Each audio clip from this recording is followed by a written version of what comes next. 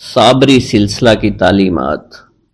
سلسلہ صابری اپنے دوسرے خلیفہ حضرت کبیر الاولیاء تک نقاب پوش رہا۔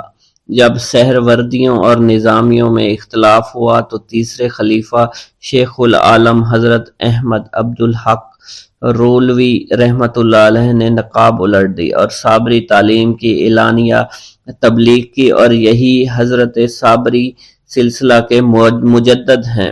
شیخ عبد القدوس گنگوہی رحمۃ اللہ علیہ نے جدید طرز تعلیم کے بہترین طریقہ سے اشاعت کی اور معقولات کی وجہ سے تصوف کی جو مخالفت کی جانی تھی اس کا دفعہ بڑے کمال سے کیا۔ شیخ گنگوہی رحمۃ اللہ علیہ کے اس مقولہ کے رنگ دوسرے کمالات سے مزین ہیں کہ جلال اور جمال میں اعتدال پیدا کیا گیا، بلکہ یہ معنی ہے کہ عمرہ سے ربط و ضبط میں مبالغہ کیا اور تعلیم وحدت الوجود کو عام کیا، مگر ان کے خلفاء نے عمرہ سے تعلقات نہیں بڑھائے اور چشتیوں کی قدیمی روش اختیار کی۔ شیخ گنگوہی رحمۃ اللہ علیہ کے بعد مرکزیت جاتی رہی۔ حاجی امداد اللہ مہاجر مکی رحمۃ اللہ علیہ نے مرکزیت کو جاری کرنا چاہا، مگر ان کے خلفاء نے اس کو پھر ختم کر دیا۔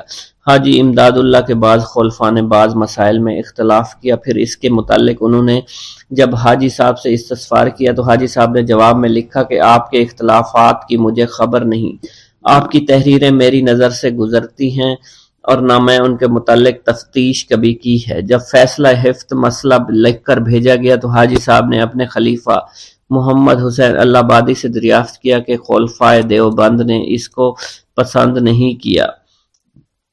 جملہ سلاسل سے پیشتر بیرونی ہند سلسلہ کی اشاعت حضرت نظام الدین بلخی رحمۃ اللہ علیہ نے اور شاہ محمد نبی امروہی نے کی اور سلسلہ صابری کو مقبول بنایا۔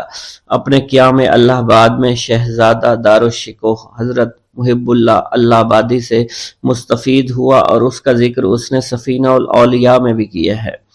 عبد الرحیم فاطمی رحمۃ اللہ علیہ اختلاف کرنے والے خلفاء حاجی امداد اللہ کا دعویٰ ہے کہ حضرت فاطمی رحمۃ اللہ علیہ حضرت سید احمد راہ بریلوی کے خلیفہ تھے۔ حاجی امداد اللہ رحمۃ اللہ علیہ کے اختلافات کرنے والے خلفاء کا طرز عمل اسماعیلیہ ہے اور اسماعیلیہ سے جا کر ملتا ہے۔ صابری تعلیم و تربیت کی روح ان میں پائی ہی نہیں جاتی۔ رکی کے ریلوے اسٹیشن سے صابری درسگاہ تک تقریباً 5 میل کا فاصلہ ہے۔ سڑک نہر کے برابر چلتی ہے، راستہ خوشگوار ہے، منظر دل فریب ہے۔ آدھے راستے پر سولانی ندی ہے، ندی کا پل 50 فٹ بلند ہے، ندی کے نیچے پانی بہتا ہے، پل کے اوپر نہر کا چلنا انجینئر کا کمال ہے۔ نہر کے برابر سڑک اپنی بہار دکھاتی ہے، پل زیادہ چوڑا نہیں اس لیے راستہ ایک سمتی ہے۔ نہر کے سرے کے دوسری طرف دونوں جانب شیروں کے مہیب بت نصب ہیں۔ آگے بڑھ کر 4 فرلانگ سے بائیں طرف روضہ شریف کا گنبد اپنی طرف متوجہ کرتا ہے اور یہ روضہ 1033 ہجری میں تعمیر ہوا تھا۔ نہر اور سڑک کے بائیں جانب کے احاطہ خالی ہے، یہاں ٹانگیں لاریاں ہوتی ہیں۔ اس پل سے ایک سڑک مشرق میں امام صاحب رحمۃ اللہ علیہ کے روضہ تک جاتی ہے، اسی جانب کلیر کی آبادی ہے۔ یہی سڑک پل سے دوسری طرف مغرب میں حضرت مخدوم پاک رحمۃ اللہ علیہ تک پہنچتی ہے۔ اس درگاہ والی سڑک کی 2 شاخیں ہیں، ایک شاخ سیدھی مغرب کی طرف جاتی ہے، دوسری شاخ جنوب کی طرف جاتی ہے۔ عرس کی ابتدا ربیع الاول شریف کی چاند رات سے ہو جایا کرتی ہے۔ بعد مغرب 5 درہ کے سامنے زائرین جمع ہو جاتے ہیں اور صاحب سجادہ کے سامنے شرقی دروازے سے کلیر میں ان کے مقام تک پہنچتے ہیں، وہاں قوالی کی جاتی ہے۔ جب زنان خانہ سے 2 خوان آتے ہیں، سجادہ صاحب ایک خوان کو اپنے سر پر رکھتے ہیں اور دوسرا ان کے فرزند اکبر کے سر کی زینت بنتا ہے۔ قوالی کے ساتھ یہ جلوس درگاہ تک جاتا ہے۔ راستے میں بعض بزرگان ان کی خوانوں کو باری باری اپنے سروں پر لے لیتے ہیں۔ روزہ میں داخل ہو کر رسم مہندی ادا کی جاتی ہے۔ فاتحہ کے بعد تبرک تقسیم کیا جاتا ہے۔ اصل عرس 12ویں ربیع الاول شریف کو ہوتا ہے۔ 11ویں 12ویں شب میں روشنی کی جاتی ہے، روزہ کو بقعہ نور بنا دیا جاتا ہے۔ مخدوم احمد صابر کلیری رحمۃ اللہ علیہ کے روزہ پر ہر وقت رونق ہوا کرتی ہے۔ 14ویں کی رات کو غسل دیا جاتا ہے۔ غسل کا گلابی اور پانی تبرک کے طور پر زائرین ساتھ لے جایا کرتے ہیں۔ 13ویں کو کل کے بعد اکثر صاحبان حضرت خواجہ قطب الدین بختیار کاکی رحمۃ اللہ علیہ کے عرس میں شرکت کے لیے دہلی روانہ ہو جاتے ہیں اور وہاں 14ویں تاریخ کی صبح کو کل میں شرکت کی سعادت حاصل کرتے ہیں۔ کلیر میں اکثر زائرین عرس کی ابتدا سے کئی دن پہلے آ جایا کرتے ہیں اور بعد کل واپس جاتے ہیں۔ کچھ ہجوم 20 تاریخ تک بھی رہتا ہے۔ جنگل میں منگل ہو جایا کرتا ہے، گویا چندن کے لیے ایک خوشنما اور وسیع شہر زمین سے ابل پڑا ہے۔ روضہ کے اندر مزار شریف حجرے میں ہے۔ حجرے کی دیواریں سنگ مرمر کی ہیں اور فرش میں سنگ موسیٰ اور مرمر کی آمیزش ہے۔ مزار کے چاروں طرف مرمرین کٹہرا ہے۔ حضرت علاؤ الدین احمد صابر کلیری رحمۃ اللہ علیہ آپ خاندان چشتیہ کے دستور کے مطابق محافل سما میں ضرور شمولیت فرماتے تھے۔ عبادات و شغل نوری اور لنگر کی خدمات کے علاوہ محفل سما میں آپ کی دلچسپی تمام مورخین نے رقم کی ہے۔ صاحب جواہر فریدی تحریر کرتے ہیں کہ آپ توحید باری تعالیٰ سے بے انتہا الفت رکھنے کے علاوہ سما کا ذوق بھی رکھتے تھے۔ اسی طرح حضور سید سرکار رحمت اللہ علیہ نے بھی سما کے متعلق آپ کی توجہ خاص کا کثرت سے ذکر فرمایا کہ حضور صابر پاک سے انتہائی الفت رکھتے تھے۔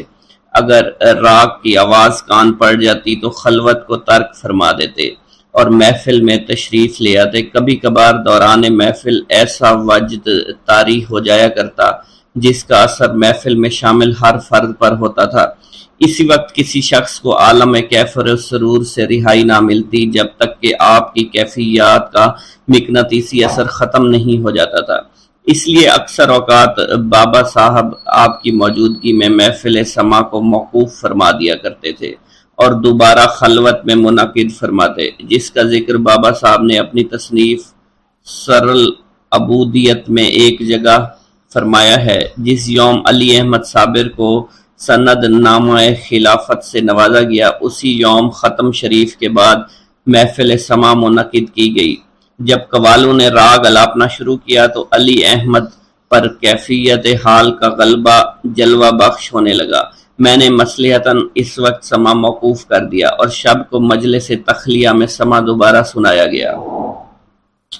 بابا صاحب نے حضور صابر پاک رحمت اللہ علیہ کو خلافت اور دیگر انعامات عطا کرنے کے بعد فرمایا، اے علی احمد، میں نے عرصہ دراز سے ایک دستور بنا رکھا ہے کہ جس کو بھی سنت خلافت عطا کرتا ہوں تو جمال الدین ہانسوی کے دستخط اور مہر کے لیے ہانسی بھیجتا ہوں۔ یہ بات اپنی جگہ حقیقت ہے کہ تم کو اس کی ضرورت نہیں، مگر میں اپنے تیار کردہ منشور خلافت کو قائم رکھنے کے لیے تم کو ہانسی جانے کے لیے کہتا ہوں۔ یہ سن کر صابر پاک رحمت اللہ علیہ نے تعمیل میں سر جھکا دیا اور عرض کیا، جیسے حضور کی مرضی ہو، اس غلام کو کسی قسم کا عذر نہیں، میں ابھی ہانسی کے لیے روانہ ہو جاتا ہوں۔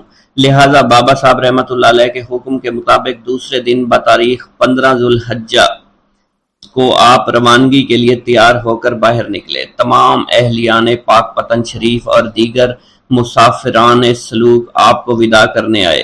اس عرصہ میں پاک پتن شریف کے تمام غربا، تمام فقراء، تمام مساکین اور تمام مسافروں کے آپ سے انتہائی قلبی لگاؤ ہو گیا تھا، کیونکہ جب آپ عالم سلوک میں ہوتے تو ہر قسم کے پریشان حال لوگوں کی معروضات بابا جی کی غیر موجودگی میں سنتے اور دعا و عطا سے تشفی فرماتے تھے، جس سے سائلان کی جائز دلی حاجات فوراً پوری ہو جایا کرتی۔ اس کے علاوہ صبح شام ہزاروں لوگ آپ کے دستے مبارک سے لنگر کھایا کرتے تھے۔ یہی وجہ تھی جب لوگوں کو آپ کے وداع پھر ہانسی شریف ہونے کی خبر ملی تو انتہائی مغموم حالت میں لوگ آئے۔ آپ کی سواری کو رخصت ہوتا دیکھ کر ہر آنکھ اشک بار تھی، اس لیے زبان پر خاموشی کے پہرے بیٹھے ہوئے تھے۔ ہر ایک نظر میں کوئی اجنبی سی آہٹ ہے، ہر ایک دل میں کوئی خوف ہے سمایا ہوا، غم حیات کی تنہا اداس راہوں میں تیرے خیال کو سینے سے ہے لگایا ہوا۔ مختصر آپ پاک پتن شریف سے روانہ ہو کر متواتر سفر کرتے رہے، راستہ میں کسی جگہ قیام نہیں فرمایا۔ جب آپ وہاں پہنچے تو شیخ جمال الدین آپ کے استقبال کے لیے باہر تشریف لے آئے تھے، یہاں تک کہ سواری پر سوار ہی لب فرش تک تشریف لے گئے۔ یہ بات اگرچہ شیخ صاحب پر ناگوار گزری، مگر پھر بھی انہوں نے ضبط سے کام لیا اور مخدوم صابر پاک رحمۃ اللہ علیہ کی تعظیم و تکریم اور مہمانداری کے تمام فرائض انجام دیے۔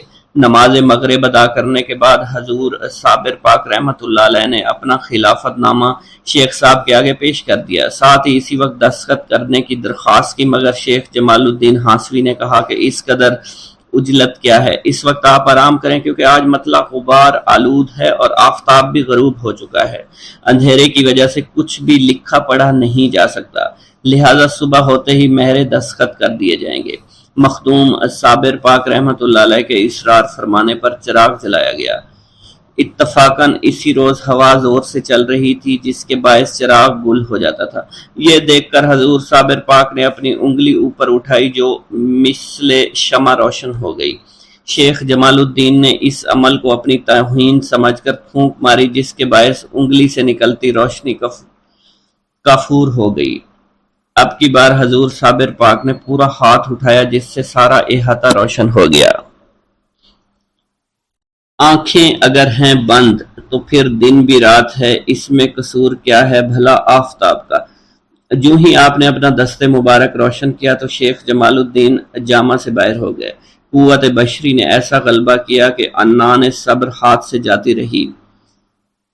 پسو پیش بابا صاحب کے عطا کردہ خلافت نامہ کو اس نے پھاڑ دیا۔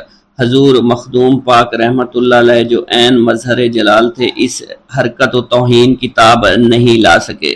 صابری تلوار نمودار ہو گئی، جلال میں آ کے فرمایا تو سند ہا چاک کر دی من سلسلہ ترادم بدیدم، یعنی تم نے میری سند کو چاک کر ڈالا، میں نے تیرے سلسلہ کو ہی قطع کر دیا۔ الغرض حضور صابر پاک رحمت اللہ علیہ پاک پتن شریف سے روانہ ہو گئے اور بابا صاحب کے حضور پیش ہو کر تمام واقعہ عرض کر ڈالا۔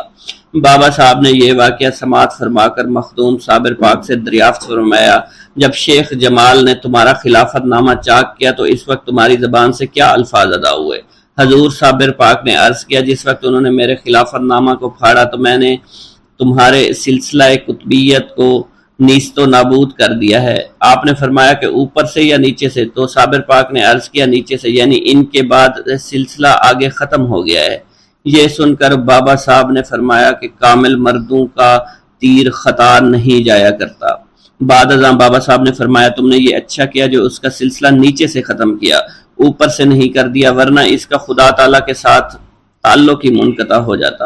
مجھے اس بات کی قدر ہے کہ شیخ جمال نے میری بہت خدمت کی ہے، اس لیے تم اسے معافی کے ساتھ ساتھ دوبارہ اپنے سلسلہ میں ضم کر لینا تاکہ تمہارے سلسلہ کی قوت سے وہ باقی رہے۔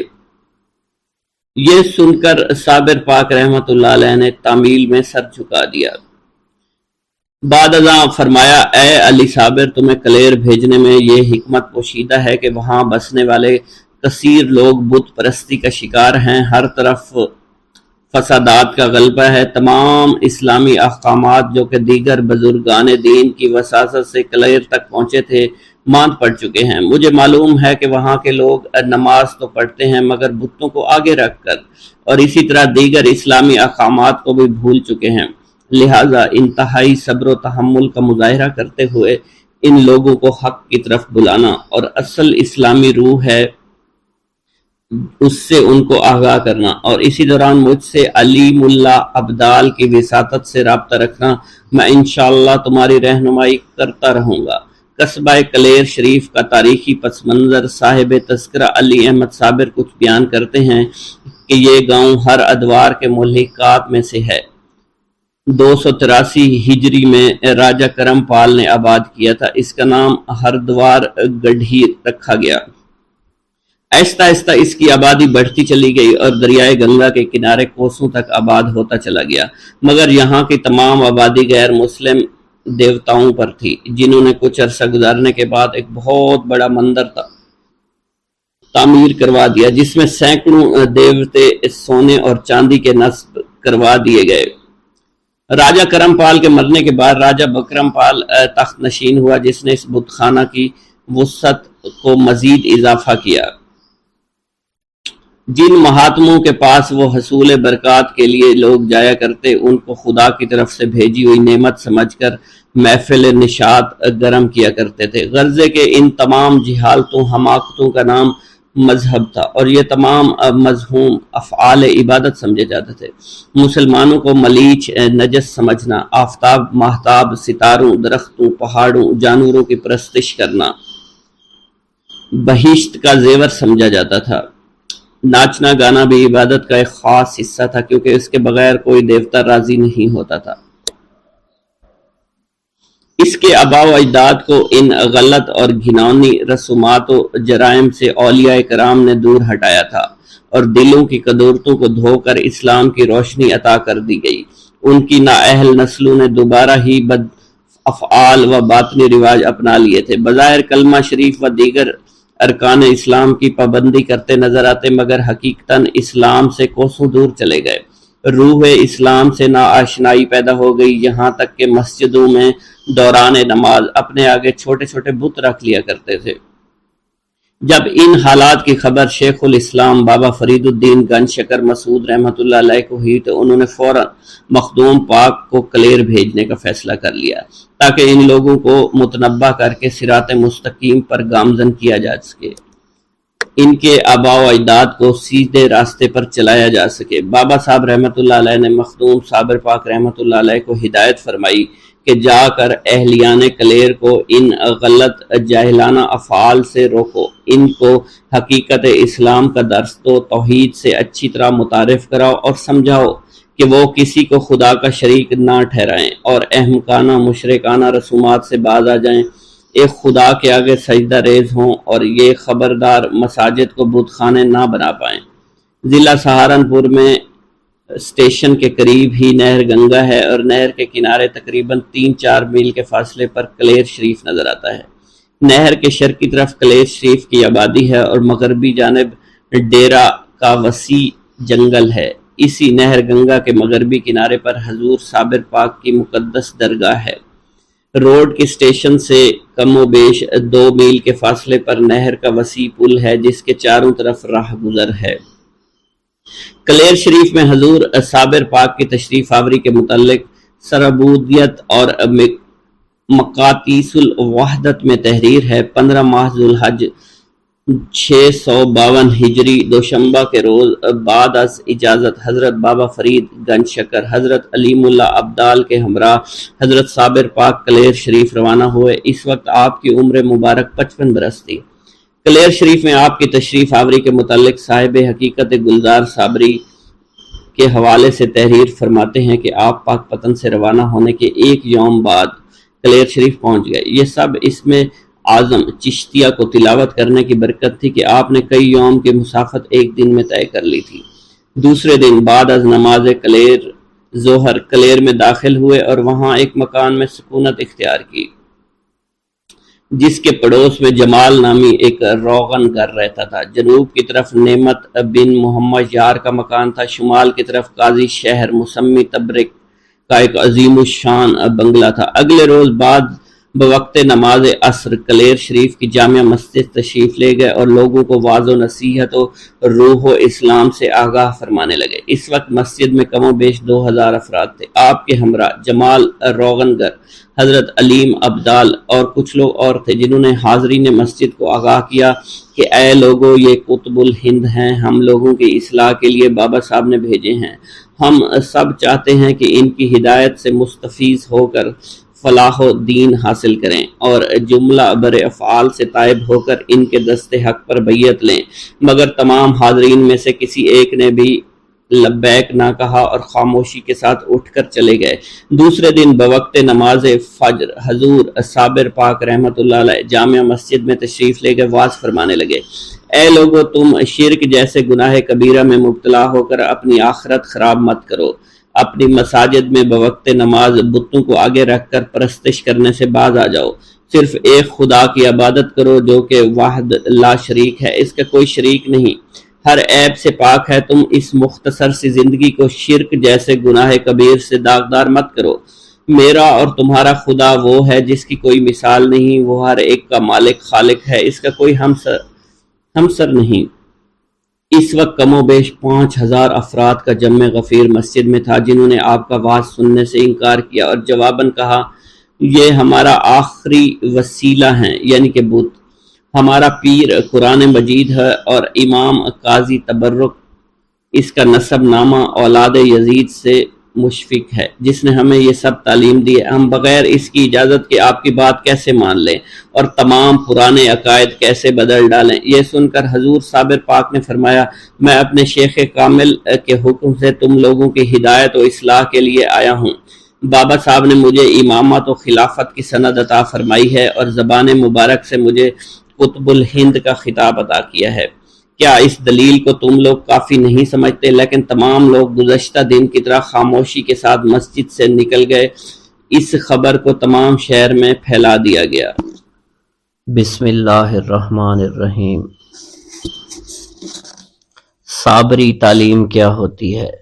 روحی فدا حضرت سید لولاک صلی اللہ علیہ وسلم کی مستند حدیث ہے کہ انسان کے جسم میں ایک ایسا عضو ہے جس کے صالح ہونے سے سارا جسم صالح ہو جاتا ہے اور جس کے خراب ہونے سے سارا جسم خراب ہو جایا کرتا ہے۔ وہ عضو دل ہے، مطلب یہ کہ جیسا دل ہوگا ویسا ہی جسم ہوگا۔ دل اور جسم کی نورانیت روح کی تقویت کا باعث ہوا کرتی ہے۔ روح کو فنا نہیں، موت صرف جسم کو آیا کرتی ہے۔ ظاہر ہے کہ آدمی خاک اور روح سے مرکب ہے، مر جانے والے نورانی جسم کا مدفن بھی نورانی ہو جایا کرتا ہے، لہذا صالحین کے کرب و جوار میں دفن ہونے والوں کو ان کی نورانیت سے فائدہ پہنچتا رہتا ہے۔ گویا مرحوم اہل اللہ کے جسم و روح دونوں فیض و رساں ہیں۔ شہیدوں اور ولیوں کو مردہ نہیں سمجھنا چاہیے، انہیں دربار الہی سے روزی ملا کرتی ہے، ان کا جسم سڑنے اور گلنے سے محفوظ کر دیا گیا ہے۔ انوار الہی مثل صورت آفتاب و مہتاب کائنات کے ذرے ذرے پر ذو فگن ہے، لیکن آنکھ دیکھنے کی تاب نہیں لا سکتی۔ انوار الہی کے ملاحظہ کے لیے ایک اینک کی ضرورت ہے، ان کی دید بغیر توسط کے ممکن نہیں۔ حضور قلب کی تعلیم ہر مذہب میں ہے، لیکن اسلام سے سب سے بہتر اور سہل الحصول ہے۔ شریعت میں نماز، روزہ، حج، جہاد کی تعلیم ہے اور طریقت میں شریعت کی پابندیوں کے ساتھ ذکر و فکر کی تاکید کی گئی ہے، اور ذکر و فکر ہی ہے کہ حضور قلب حاصل ہوتا ہے۔ صوفیوں کے سب سلسلے اور طریقے تصور شیخ کے قائل ہیں، مگر اللہ بہتر جانتا ہے کہ باوجود علم و فضل کے مولانا اشرف علی تھانوی نے قصص الاکابر کے لکھ دیا ہے کہ چشتیوں میں تصور شیخ نہیں ہے۔ ان کے برخلاف مولوی رشید احمد گنگوہی صاحب نے ارواح ثلاثہ کے صفحہ نمبر 390 میں لکھا ہے کہ 3 سال کامل حضرت حاجی امداد اللہ مہاجر مکی رحمت اللہ علیہ کا چہرہ قلب میں رہا اور میں نے بغیر اس سے پوچھے ہوئے کوئی کام نہیں کیا۔ حضور قلب کی تکمیل محض نظر، فکر اور گمان سے ہی نہیں ہوا کرتی، بلکہ کشف و شہود سے، یقین سے بھی ہوتی ہے۔ اس کے حصول کے لیے خلوص محبت یعنی للہت اصل شے ہے۔ شریعت و طریقت دونوں میں حضور قلب کی تعلیم ہے، مگر دونوں میں نمایاں فرق یہ ہے، اسلام نیت کی درستگی کو ضروری سمجھتا ہے اور قول و عمل میں یکسانیت چاہتا ہے۔ علم کا مقصد عمل ہے اور صحیح علم دل کی درستگی پر موقوف ہے۔ صالح دل کی علامت یہ ہے کہ آدمی راضی بہ رضا ہو۔ صحیح مقصد کے لیے کوشش کرنا ہمارا کام ہے، مگر نتیجہ اللہ کے ہاتھ میں ہوا کرتا ہے۔ طریقت کے جملہ سلسلوں کا مقصد ایک ہی ہے، یعنی معرفت الہی، لیکن مختلف طبقوں کی وجہ سے حصول مقصد کے طور طریقے میں خفیف سا فرق پایا جاتا ہے۔ چنانچہ سلسلہ چشتیہ بھی ایک امتیازی خصوصیت ہے۔ ان کا اندازہ تعلیم چشتیہ کے معمولات سے کیا جا سکتا ہے۔ اس کی تعلیم درسی نہیں۔ حضرت محدث دہلوی نے لکھا ہے کہ نفس کی مخالفت چشتیوں میں ہے۔ عبادت کی جان ہے اور عام رسم و راہ پھنسے رہنا ان کے یہاں کفر ہے۔ چشتی نفس کو صنم اکبر سمجھتے ہیں، انہوں نے یہ اصول قرآن پاک سے اخذ کیا ہے۔ چشتی مجاہدات کے ذریعے تصفیہ و تزکیہ کر کے دماغ کو صاف کیا کرتے ہیں۔ ان نقوش کو صفات و ملکات سے موسوم کیا جاتا ہے۔ تزکیہ تصفیہ میں شیخ کی توجہ کے علاوہ 2 وظائف بھی ہوتے ہیں، مگر اصل تکمیل محبت بھری آہ و سوز سے ہوتی ہے۔ محبت ہی عزا کا باعث بنتی ہے۔ اسی طرح اپنے آپ کو پہچان لینے کے بعد خدا کی معرفت کا شعور پیدا ہو جایا کرتا ہے۔ چشتی محبت ہی کی خاطر نفس کی مخالفت کر کے اسے مہذب بنا لیتے ہیں۔ تہذیب نفس محبت کا تقاضا ہے کہ اچھے برے سب کے ساتھ اخلاق اور اچھے اخلاق سے برتا جائے۔ ہر شے نیک و بد پہلو رکھتی ہے، نیک تو نیک ہی ہوتا ہے مگر بد کو نیک بنا لینا کمال بندگی ہے۔ حضرت سلطان المشائخ رحمۃ اللہ علیہ کا ارشاد گرامی ہے کہ صحبت ماباش و صحبت تو باشیں، بد کو نیک بنانے کی صحیح بہترین صورت ہے، اس سے اتحاد بڑھتا ہے اور توحید کی بھی تبلیغ ہوا کرتی ہے۔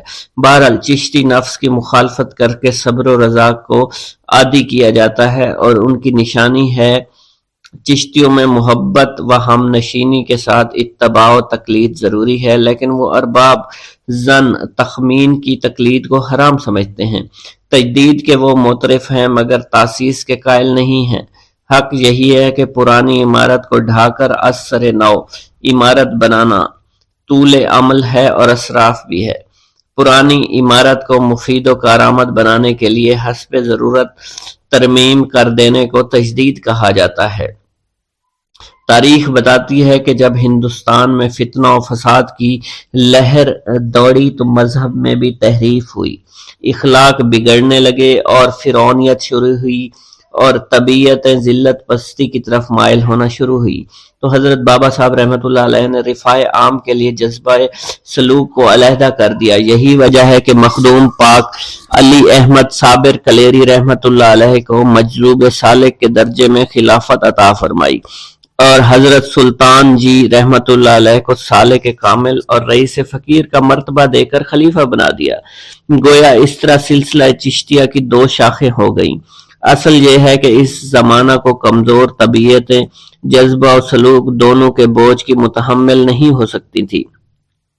یہ حضرت بابا صاحب رحمۃ اللہ علیہ نے اجتہاد کیا ہے کہ انہیں خوبی سے سلوک کو علیحدہ کر دیا۔ وصال سے پہلے جو ارشاد فرمایا تھا وہ مختلف نوعیتوں سے اہمیت رکھتا ہے۔ فرمایا کہ علم سینیا من بشیخ نظام بدیانی رحمۃ اللہ علیہ، ظاہر ہے کہ دل سینہ کے اندر ہوتا ہے، لہذا علم دل خفی در خفی ہوا۔ اس لیے مخدوم پاک رحمۃ اللہ علیہ اپنا نمونہ آپ ہیں، عنایت ہیں، عناصر ہیں۔ جو مرتبہ بادیہ ہوا ہے وہی درجہ روحانیت میں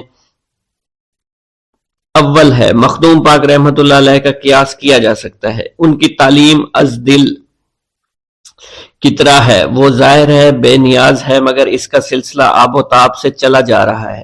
یہی حقیقت لوگوں کو حیران کر دیتی ہے، اس حیرت کی وجہ سے کچھ لوگ ان کے وجود تک کے منکر ہو چکے ہیں۔ معتقدین نے معاندین کو سمجھنے کی کوشش کی ہے مگر وہ اپنے انکار سے انکار نہیں کرتے۔ مخدوم رحمۃ اللہ علیہ کے وجود کا ثبوت بابا صاحب رحمۃ اللہ علیہ کے مدرجہ بالا سینہ دل والے ارشاد میں موجود ہے، یعنی حضرت بابا صاحب رحمۃ اللہ علیہ نے ان کا پورا نام بتا دیا ہے تاکہ ان کا انطباق کسی اور پر نہ کیا جا سکتے۔ حضرت سلطان المشائخ کی تعلیم اور ان کے سلسلہ کی تبلیغ جس طرح ہوئی وہ آنکھوں کے سامنے ہے، مگر حضرت صابر رحمۃ اللہ علیہ کہ تبلیغ قلبی ہونے کی وجہ سے چشم ظاہر سے اوجھل رہی ہے۔ بتایا گیا ہے کہ مخدوم پاک رحمۃ اللہ علیہ کی 11 سال کی عمر میں گوشائے ازلیت میں بٹھا دیے گئے تھے اور 21 سال بعد ان کو خلافت دی گئی، لیکن ان کی باطنی تعلیم کی تفصیل نہیں بتائی گئی۔ کشفی تذکرہ کا بیان ہے کہ وہ دوران ازلیت میں شغل نوری کی مشق کرائی گئی۔ خواجگان چشت مرید کو حسب مراد بنانے کے لیے ابتدا میں کچھ مجاہدے بھی کرواتے رہے، پھر اپنی توجہ سے اسے کامل بنا دیا کرتے تھے، جس کی وجہ سے مرید عالم تجلیات میں محو ہو جاتا ہے۔ اسی اصول پر مخدوم احمد پاک کلیری کو 3 سال ظاہری تعلیم دی، پھر گوشائے میں بٹھا کر صفات و ملکات کے جلووں سے آشنا کیا گیا۔ اسی طرح ذات و نفس پر عبور کروایا گیا، اتحاد و تجسس کے ذریعے انابت الہی کی اہلیت پیدا کر دی گئی۔ حضرت خواجہ بختیار کاکی اوشی رحمۃ اللہ علیہ کا ارشاد ہے کہ شیخ میں اس قدر دل کی قوت اور ضمیر کی صحت ہونا چاہیے کہ جس کو مرید کرے اس کے سینہ کی زنگار اپنی قوت باطنی سے عقیل کر دے اور راز ہائے فطرت سے آگاہی دے دے۔ جب مرید میں اتنی قوت پیدا ہو جاتی ہے تو وہ شخص کائناتی زندگی کے مضمون کو اشاروں میں سمجھ لیا کرتا ہے اور گفت و شنید کی اسے ضرورت ہی پیش نہیں آیا کرتی۔ جب مخدوم پاک رحمت اللہ علیہ کو روحانی تعلیم خاص طور پر اس پر دی گئی تو ان کی خلافت اور تبلیغ کا طرز دیگر خلفاء سے بھی مختلف ہونا چاہیے، اور یہی ان کی تعلیم و تبلیغ میں ندرت ہے۔ ان کی تعلیم چونکہ قلبی تھی لہذا عقل کی اس تک رسائی نہیں ہو سکتی، اور جب ظاہری عقل و منطق سے اسے سمجھا جائے تو نتیجہ نہیں نکلا کرتا۔ ان کے یہاں محض توجہ و جذب سے کامل ہو جایا کرتا ہے اور کیفیت جذب میں اختیار نہیں ہوا کرتا۔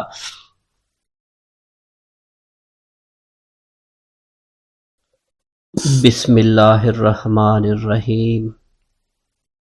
شجرہ نسب سے واضح ہے کہ صابر سرکار رحمت اللہ علیہ حضور شیخ عبد القادر جیلانی محبوب سبحانی رحمت اللہ علیہ کے پڑ پوتے ہیں۔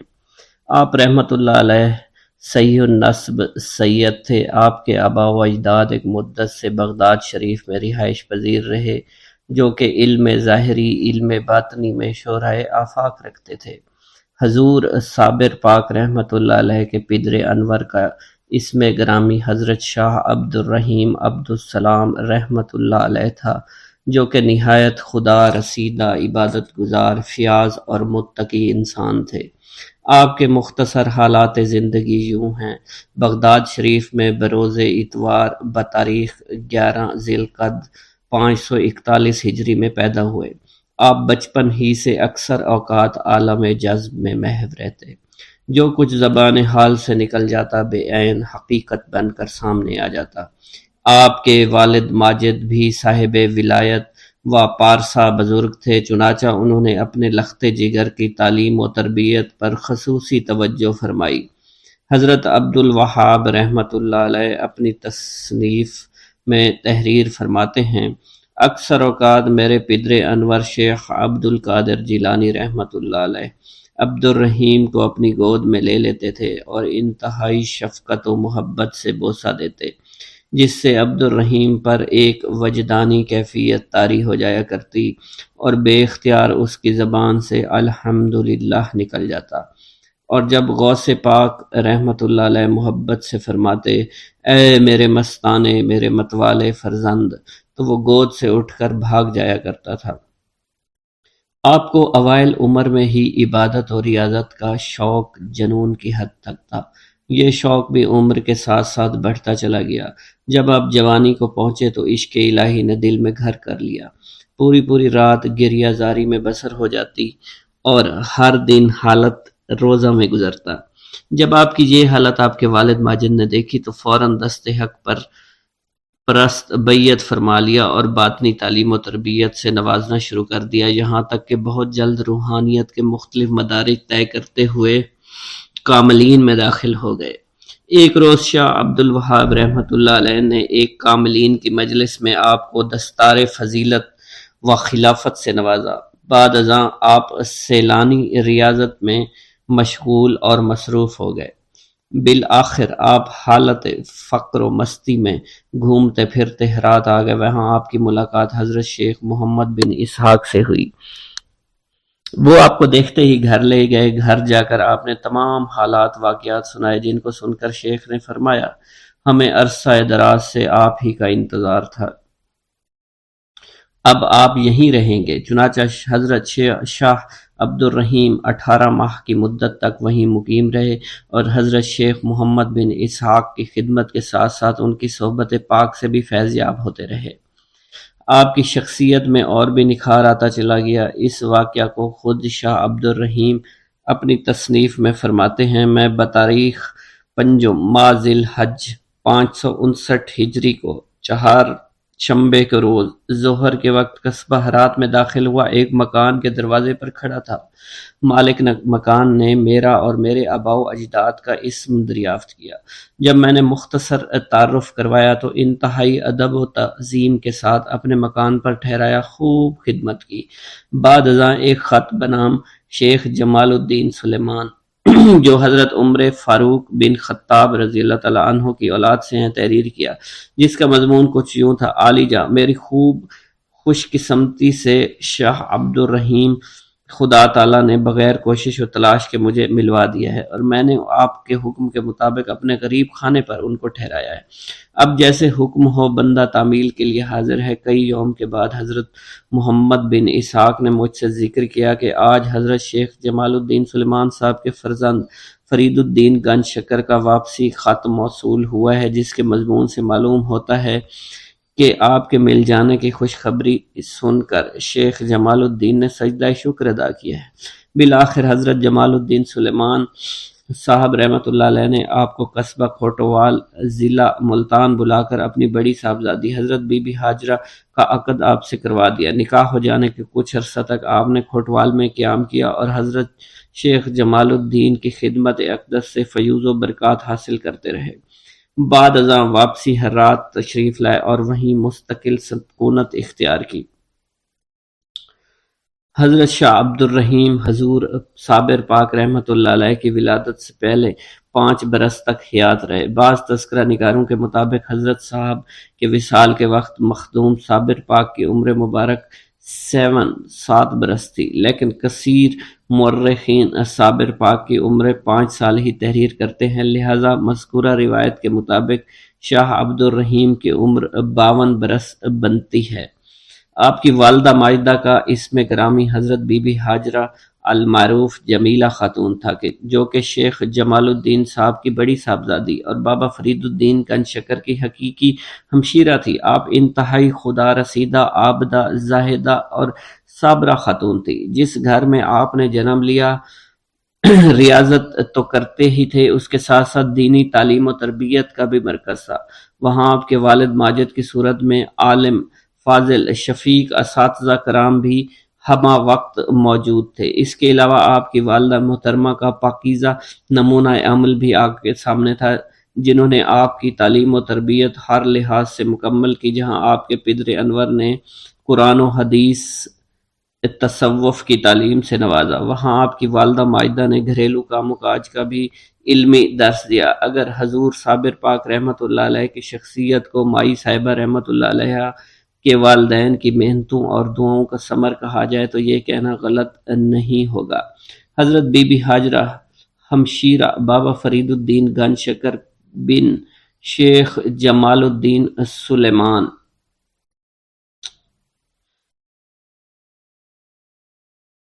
جب بھی مخلوق خدا بے راروی، جھوٹ، فساد اور ہزارہ دوسرے شیطانی نفسانی امراض میں مبتلا ہوئی ہے تو اللہ تعالیٰ نے انہیں خاص بندوں کے وسیلہ جلیلہ سے اس کی اصلاح فرمائی ہے۔ یہ وہ اللہ تعالیٰ کے محبوب بندے ہیں جنہوں نے ہر تاریک دور میں اسلام کی ابدی روشنائی پھیلائی۔ یہ انعام یافتہ بندے تمام عمر اپنی ہر ادا سے اپنے مولا کی خبریں دیتے رہے ہیں، اس لیے اللہ تعالیٰ آثار و واقعات سے ان کی آمد کی بشارتیں دیتا رہا ہے، کیونکہ یہ اس کرکم کا تقاضا ہے جسے خداوند قدوس ہر آن پورا فرماتا ہے۔ قرآن پاک میں جگہ جگہ اپنے برگزیدہ بندوں کا ذکر فرمانا بلکہ ان کے ہمراہ چلنے والے کتوں کا بھی ذکر بھی فرمایا ہے۔ اس بات کا ثبوت ہے کہ وہ اپنے دوستوں کو کبھی فراموش نہیں کرتا، بلکہ ان کی آمد سے پہلے ان کے تذکرے شروع فرما دیا کرتے ہیں۔ ہزاروں سال نرگس اپنی بے نوری پہ روتی ہے، بڑی مشکل سے ہوتا ہے چمن میں دیدور پیدا۔ بابا فرید الدین مسعود گنج شکر رحمۃ اللہ علیہ فرماتے ہیں گھر گھر جمن لالیاں تے گھر گھر جمن کاں، کدی کدی کتے جمدے ہنس جنہاں دا ناں۔ لہذا حضور پاک صابر پاک رحمۃ اللہ علیہ کی ولادت سے پہلے اہل ذکر حضرات نے بے شمار بشارتیں دی۔ اولیاء کرام نے آپ کی آمد کا کثرت سے ذکر فرمایا، جس میں حضرت امام جعفر صادق، حضرت امام موسیٰ کاظم اور حضور غوث اعظم شیخ عبد القادر جیلانی کے علاوہ دیگر اہل نظر احباب شامل ہیں، بلکہ صاحب حقیقت گلزار صابری کے مطابق تو حضور صابر سرکار رحمۃ اللہ علیہ کی ولادت کی خبریں حضرت موسیٰ علیہ السلام، حضرت سلیمان علیہ السلام کے دور مقدس سے شروع ہو گئی تھی، لیکن جہاں طوالت کے خدشہ سے چند پیشین گوئیاں رقم کی جاتی ہیں۔ حضرت امام جعفر صادق رحمۃ اللہ علیہ اپنی تصنیف کشف العالمین و کشف الغیوب میں تحریر فرماتے ہیں کہ جمعۃ المبارک کی شب بتاریخ 11 ماہ رجب 140 ہجری کو میں تلاوت درود شریف وحبی میں مشروف تھا۔ تقریباً نصف شب گزر چکی تھی، مجھ پر خلاف معمول نیند کا غلبہ ہوا۔ ہر چند چاہتا تھا کہ بقدر معمولی تلاوت کر لی جائے، لیکن کسی طرح بھی غلبہ نوم سے نجات نہ ملی۔ آخر کار لاچار ہو کر کیفیت باطن کی طرف متوجہ ہوا۔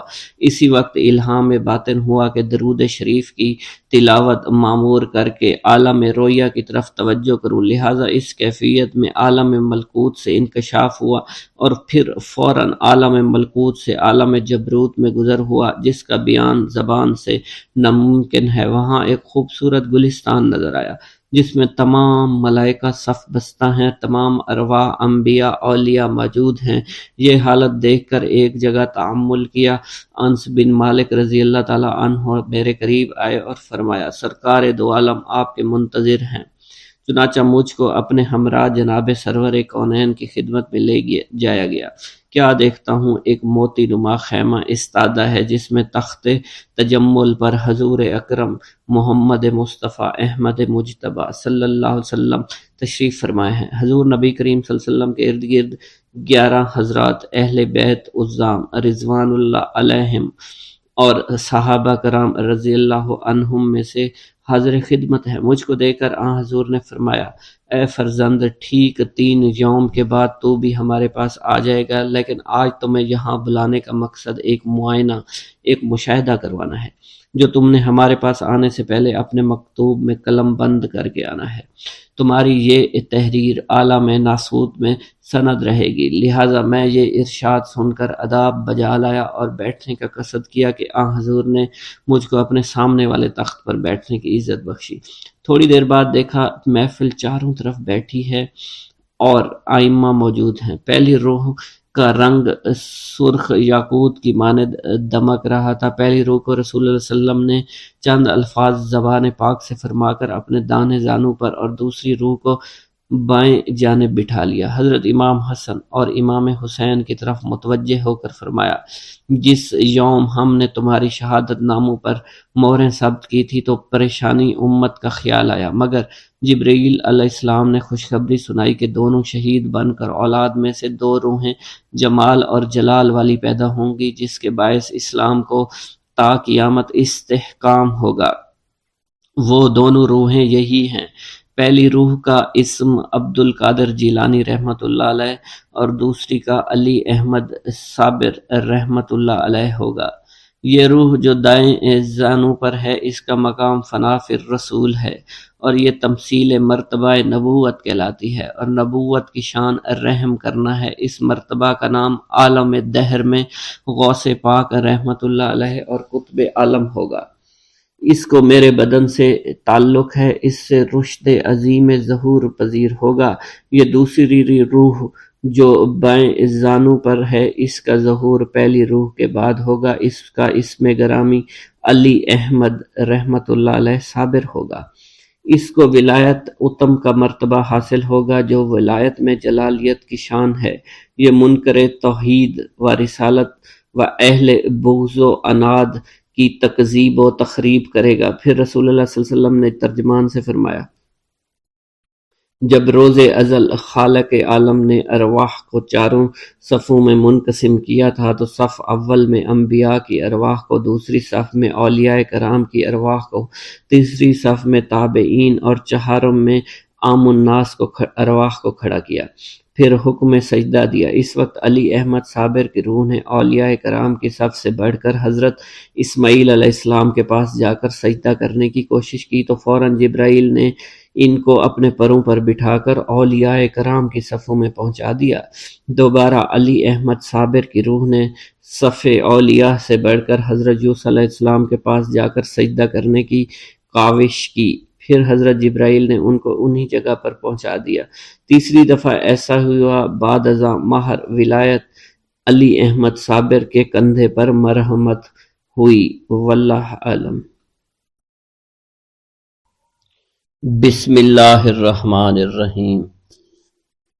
حضرت مخدوم الہ الدین علی احمد صابر کو بیعت کے 22 برس بعد بعمر 33 سال خلافت ملی۔ اسی سال براہ راست کلیر کی ولایت پر مامور کر دیے گئے۔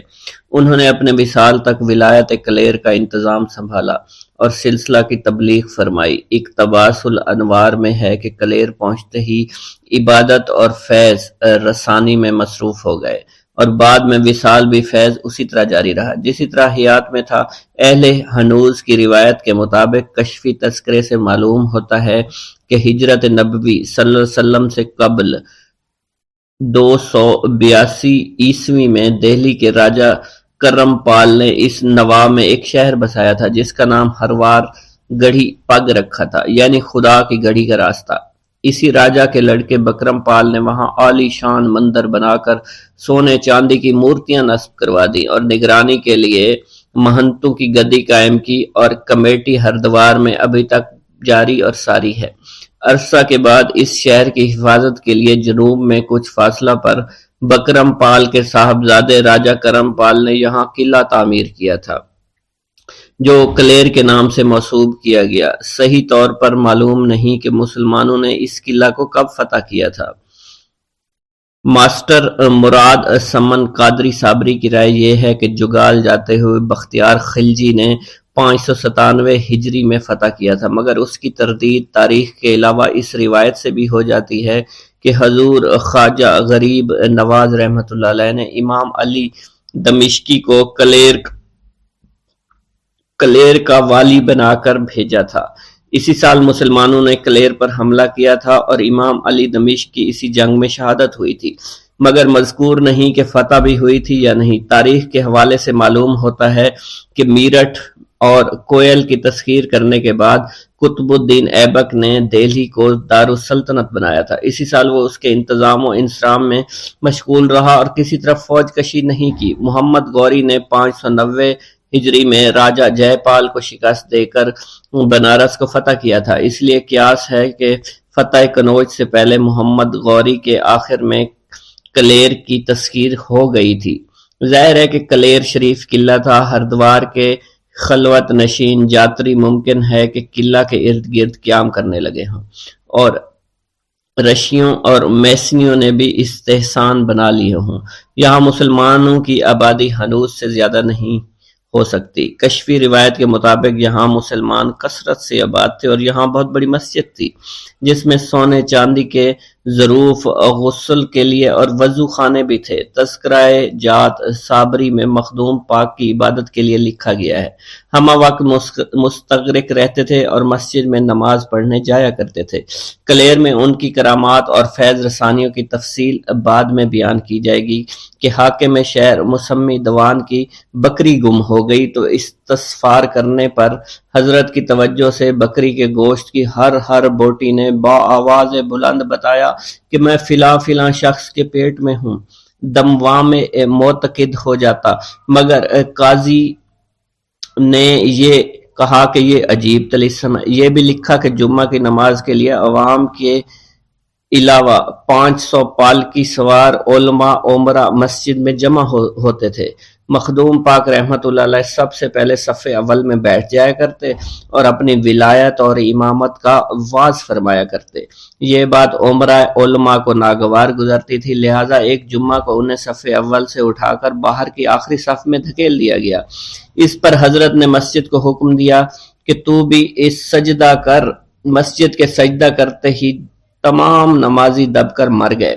اس کے بعد مزید فیض یہ پہنچا کہ طاعون کی وبا مسلط کر دی گئی اور 6 سال کے استغراق کے بعد کلیر کے گرد 1200 کوس تک آگ لگا دی گئی۔ یہ جملہ فیوز و کرامات گویا باطل پرستوں کو راہ راست پر لانے کے لیے کیے گئے تھے، مگر تہ دستان قسمت راچا سوز و گداز مرشد کامل جب سب کچھ بھسم ہو گیا تو سوختہ زمین ہی خود ہی تنہا بقیہ عمر گزاری۔ البتہ کچھ ہمسایہ رہ گئے تھے اور عرصہ کے بعد حضرت شمس الدین ترک پانی پتی تشریف لے آئے تھے۔ اب وہ فیض بھی منزلہ نوادر ہے جو بعد میں وصال جاری ہوا تھا کہ کہتے ہیں کہ مزار پر برق جلال تڑپنے لگی تھی جس کی وجہ سے کوئی قریب نہیں آ سکتا تھا۔ مجاور بھی بچا بچا کر خود کو دور جا بسے تھے، گویا یہ برق دورباش کا مظاہرہ یوں کرتے تھی کہ کسی کو جلال سے نقصان نہ پہنچے، لیکن شیر اور درندوں کو اجازت تھی کہ اپنی دموں سے مزار پر جھاڑو دیا کرتے تھے۔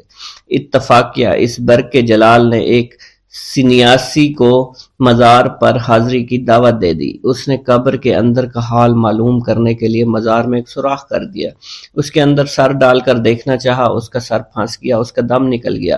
رات کو خواب میں مجاوروں کو حکم دیا اس کتے کو نکال کر باہر پھینک دے۔